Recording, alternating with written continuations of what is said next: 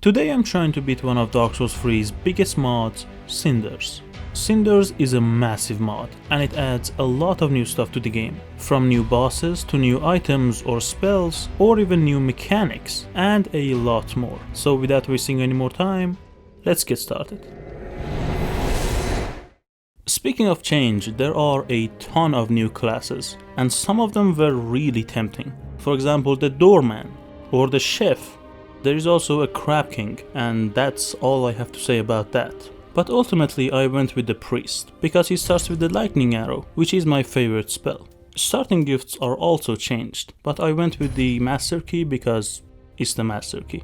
And instead of spawning in the cemetery of ash like usual, I actually spawned inside Firelink Tower. Before starting I had a bunch of settings to choose from, but I didn't touch anything, I just went with the standard mode. After that I noticed two things. First, my FP bar was actually regenerating on its own, and it wasn't a slow effect either. I could have it back to full in like 2 seconds. And second, I was using a lot more stamina than usual. I think it was at least double the amount.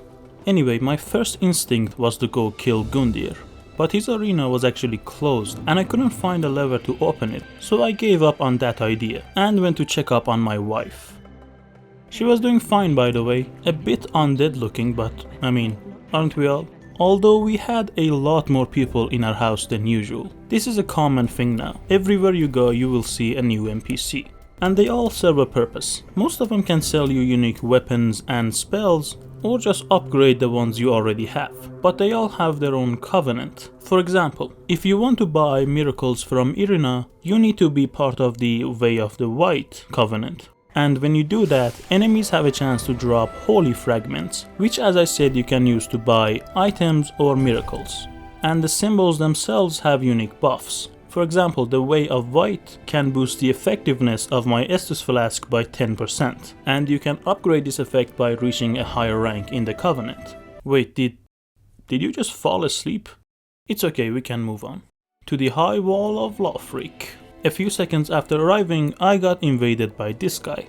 After I killed him, he dropped the Ring of Momentum, which is actually a new item, and if I use it, it will change my regular dodge into Quick Step, which I must say is really useful. And a few steps later, I got invaded again. This is a common thing now. Throughout this playthrough, I got invaded at least 50 times. But I'm not complaining, because first, one-on-one fights are really fun, and second, they dropped a lot of cool items. One more thing to mention is the fact that there are now a ton of new chests, and at least 70% of them are mimics, at least. But it is worth killing them, because they drop some of the best items in the entire game. Also, a lot of item locations have been changed, so there is always something new to find. Anyway, it's time to kill Wort. And the thing is, the majority of boss fights are exactly the same, except maybe some changes to their HP or damage numbers. Now it's time for the Undead Settlement. First I got myself a Yol, to get some free levels later on. Then I met this guy. He didn't look very friendly, so I killed him before he could do the same to me. And one more thing to mention is that some bonfire placements are changed. And sometimes it's an improvement, but most of the time it's just a pain, because I had to look for the damn thing for 10 minutes. Anyway, let's finish this area. I freed the pyromancer from his cage, touched Irina, respectfully, and then came across a new boss, Abor, or Eibor, I'm not really sure. But I had to deal with some stupid dogs while I was fighting him. It was a really good fight though. Then I got invaded by this Bloodborne wannabe, and when I killed him he dropped his cannon, but unfortunately I did not have the stats for it. I also spoke to Sigurd to start his questline, and together we killed the fire demon. At the end I took care of the cursed Greatwood. It wasn't changed in any way.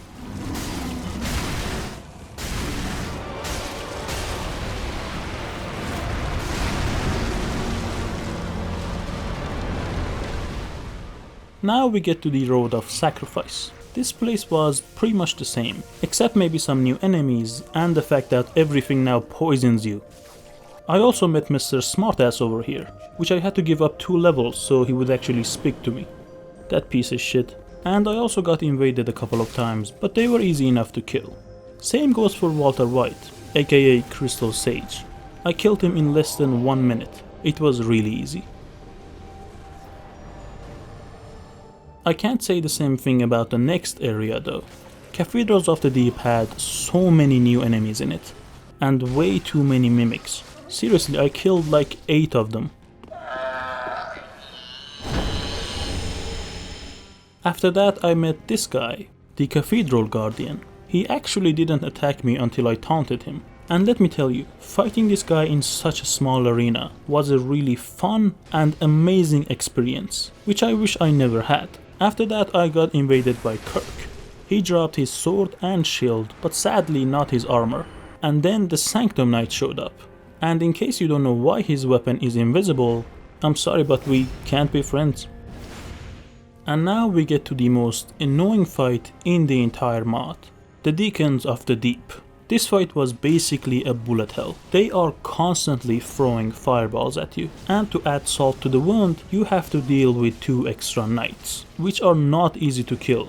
At the end I had killed so many of these guys my weapon actually broke and I had to change it mid-fight. But I guess it wasn't that difficult, just really annoying. We are almost done with this area, but before that I had to kill the imposter and give Sigurd back his armor. And I also got married. Please don't ask. Please. Anyway, it's time for the Pharaon Keep. I can't believe I'm saying this, but Pharaon Keep was actually fun to explore. And that's for one and one reason only. I was not being slowed down anymore, and I could actually roll. Although the water still had AIDS in it, so I was poisoned all the time. But all I had to do was to use some of my life gems. Oh yeah, I forgot to mention, not only life gems, but pretty much every consumable item from past 2 games is here now, and I love it. Anyway, after killing the Stray Demon and putting out all the fires, it was time to kill the Abyss Watchers. The fight was exactly the same as before. But you might have noticed something. Who is that guy and why is he helping me? So let's talk about another feature of this mod, Conjuration. It is as simple as it sounds. You can use pyromancy to summon minions, and they will follow you everywhere you go, until their timer runs out or they just die. Speaking of which, this is Bob. He's my best friend. Bob is very unstable, and he likes to kill people. But unfortunately Bob has a very sad backstory. You see, Bob's entire family was eaten by Bob himself, but to be fair, they tried to eat him first, so I guess it was just self-defense. Anyway, while I was going through the catacombs, this happened.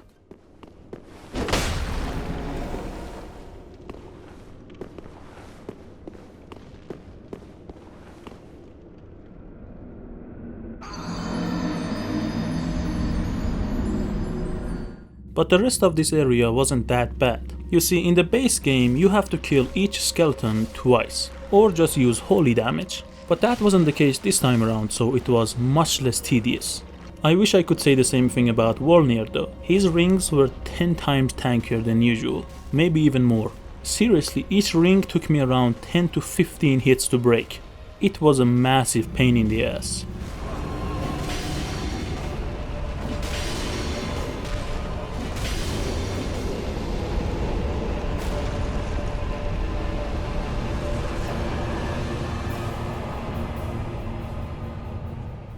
After that I got invaded by the Tomb Raider.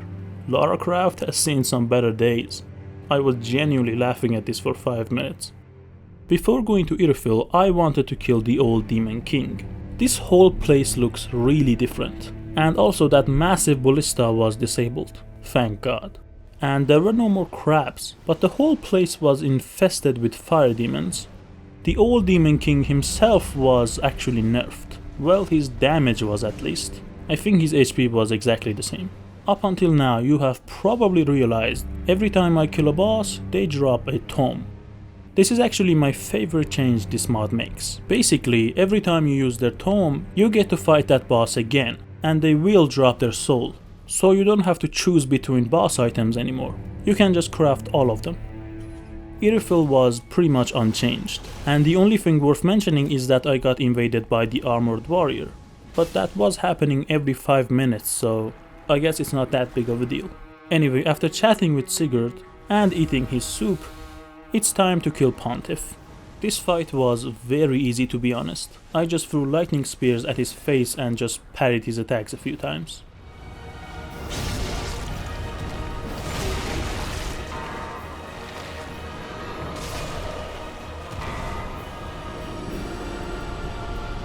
A few minutes later, I got invaded by the Pursuer.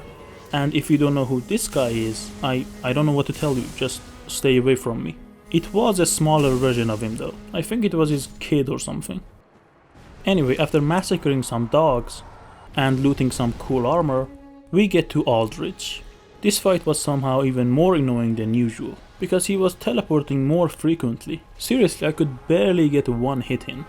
But I have fought this guy 100 times, so this fight was not a problem. And when I was in Guinevere's room looking for a bonfire, yeah, I was looking for bonfire, this happened.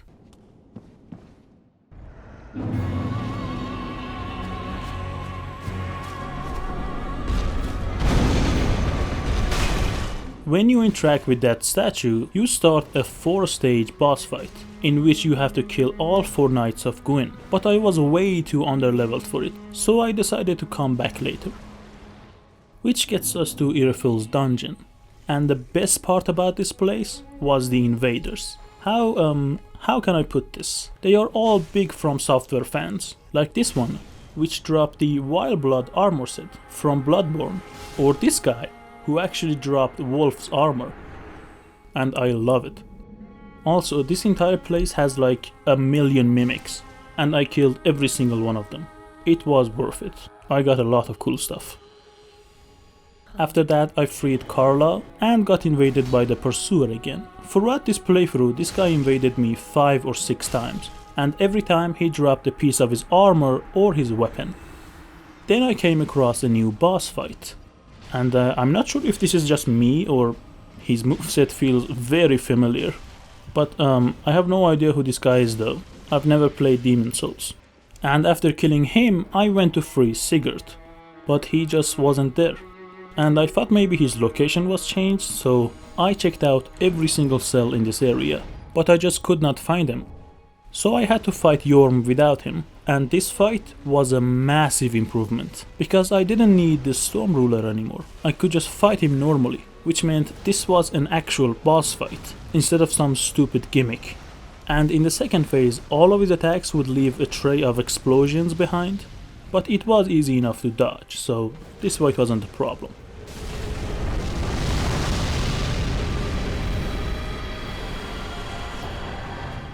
Right after that, I had to kill the dancer. And I don't know if it was just me doing too much damage or she was just nerfed, but this fight was over in 30 seconds. Now it's time for the Lothric Castle. The enemies here dropped a lot of warbling stones, which is actually a new item, which you can give to the bird on top of the Firelink Shrine, and by doing this you can earn a lot of useful items.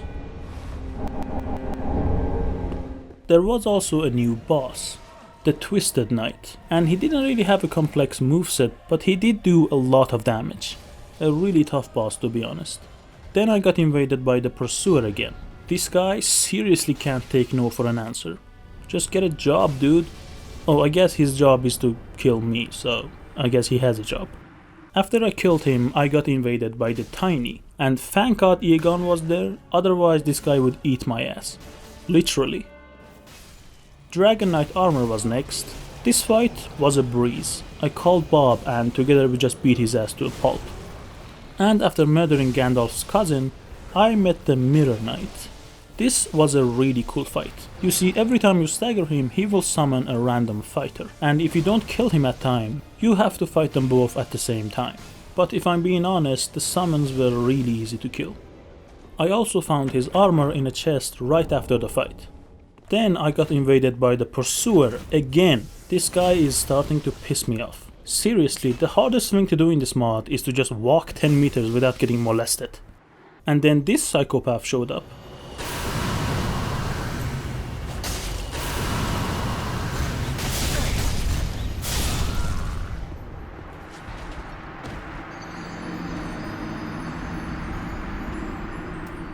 I did kill him my next try, but holy crap, what was that damage? Wort and the Dancer were both patrolling outside the boss's arena, and at first I thought I have to kill them both to get access to the fight, but no, I just ran past them like a coward. The two Prince boss fight was exactly the same as before, except the fact that they both had twice the amount of HP as usual. It wasn't a big problem though. Now I could just go ahead and finish the game, but there is no way in hell I'm linking the fire. So let's go get the eyes of the Firekeeper. But before even that, I had some unfinished business to take care of.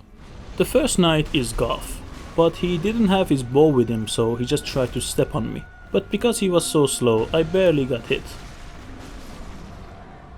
The second knight is Artorias, and he can do some crazy amount of damage. He's also really fast, and he has some insane moves. But the thing is, he didn't have a lot of HP, so this fight was over in no time. The third knight is Kiran, and I don't really know anything about her, except the fact that she is really easy to stagger. She's only human after all. And the last knight is Ornstein. He was definitely the hardest one to kill, because he has the same moveset as the Nameless King, which was not fun to deal with inside an arena like this. But I found out if you stay close to him, he can't really do much. It was still a really tough boss though.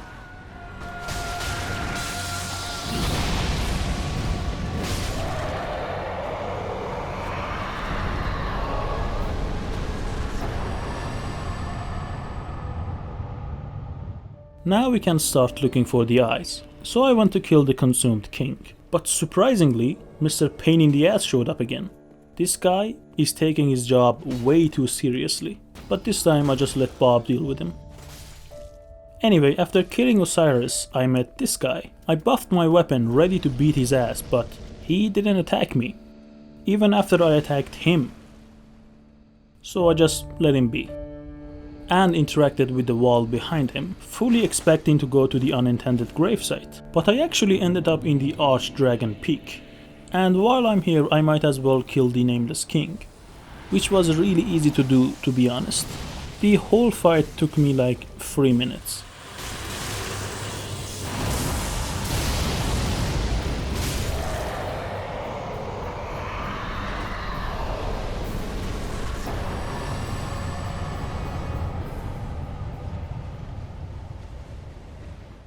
Anyway, after doing some research, I found out that the entrance to the Unintended Gravesite is inside the Cemetery of Ash, so I went to check it out. But I had to kill Gundyr first, and I'm pretty sure this fight was exactly the same. He had a different name though, Corrupted Gundyr. Big deal. And right after that, I found a new boss, the Marauder, and I think you already know whose moveset he is copying. It wasn't exactly the same as the Soul of Cinder, but it was 90% him. But still, it was a really good fight. Anyway, it turned out, to access the Unintended Gravesite, you have to interact with the massive coffin inside Gundyr's arena, which is a really cool way of doing it, I guess. And after killing Gundyr 2.0, and getting invaded by this walking nightmare, I found what I was looking for. Ashen One, my thanks for the eyes thou hast given. But firekeepers are not meant to have eyes. It is forbidden. These will reveal through a sliver of light frightful images of betrayal. A world without fire. Ashen One, is this truly thy wish? Of course. I serve thee, and will do as thou bidst. This will be our private affair. No one else may know of this. Stay thy path.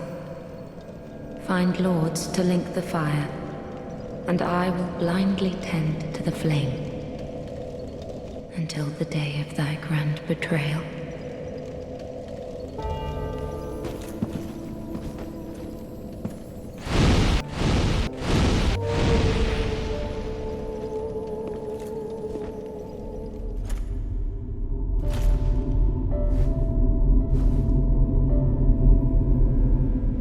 Noble lords of Cinder, the fire fades. and the lords go without thrones. Surrender your fires to the true heir.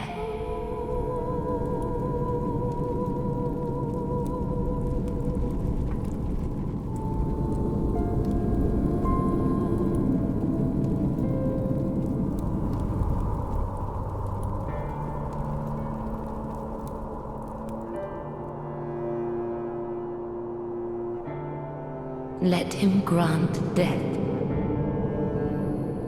And now we are finally at the end. But I have so many questions in my head. What happened to Sigurd? Was he even real? Or did I make him up because I was in desperate need of a friend? Why was I so hard on the pursuer? All of those invaders, were they just trying to stop me from making a big mistake? Were they just trying to protect their world from a bloodthirsty beast who killed their friends and slaughtered their lords? Am I the bad guy? The monster of this story? No. No beast so fierce but knows some touch of pity. But I know none, and therefore am no beast.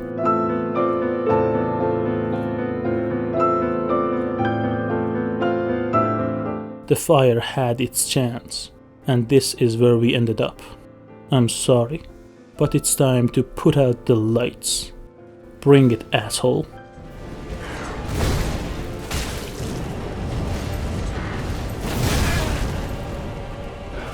The Soul of Cinder was much more difficult than the base game. He was doing twice as much as damage, and I think he had some new moves. I'm not really sure though. Is this new? It doesn't matter though, because unfortunately for him, he was no match for the power of friendship.